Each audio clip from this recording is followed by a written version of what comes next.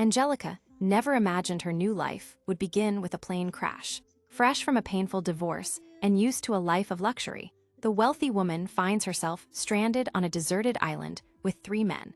2 are pilots, focused only on survival and escape. The third is a quiet flight attendant named Frank, a man who has spent his life earning little and expecting less. As the shock fades, Angelica looks around and feels something unexpected: relief. With suitcases scattered across the beach, she gathers them eagerly, even on a deserted island. She refuses to give up beauty.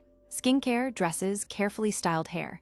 She wants to remain desirable, confident, alive. But the pilots barely notice her. Determined to find a way out, they leave Angelica behind and head toward another island. She watches them go without regret. Frank stays. With no competitors left, Frank works tirelessly. He builds shelter, gathers supplies, and does everything he can to earn Angelica's trust. Slowly, she begins to admire his effort. When he finishes building a sturdy seaside hut, Angelica sees more than survival. She sees devotion. This quiet, secluded life feels like the paradise she never had. A woman, a man, and a small dog rescued from the wreckage. The days are peaceful, almost unreal. Frank tries to make fire by rubbing sticks together, his hands raw and trembling. Watching him struggle, Angelica feels a sudden ache in her heart. Without a word, she uses a magnifying glass from her bag to ignite the flame. Frank laughs awkwardly, realizing how much more life she has lived than him. Sensing his insecurity, Angelica gives him a hat she knitted herself. When Frank puts it on, his confidence blooms.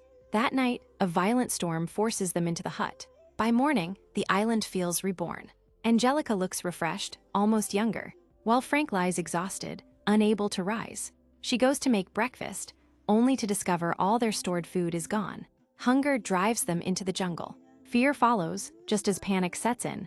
They discover a clear freshwater lake. Angelica bathes, changes into another beautiful dress, and smiles. Months pass. Angelica no longer wants to leave. Frank, driven by love, crafts a spear from a dagger and wood, pointing at a slick creature near the shore. He says, "Maybe we can eat it." For the first time in his life, Frank believes he belongs here.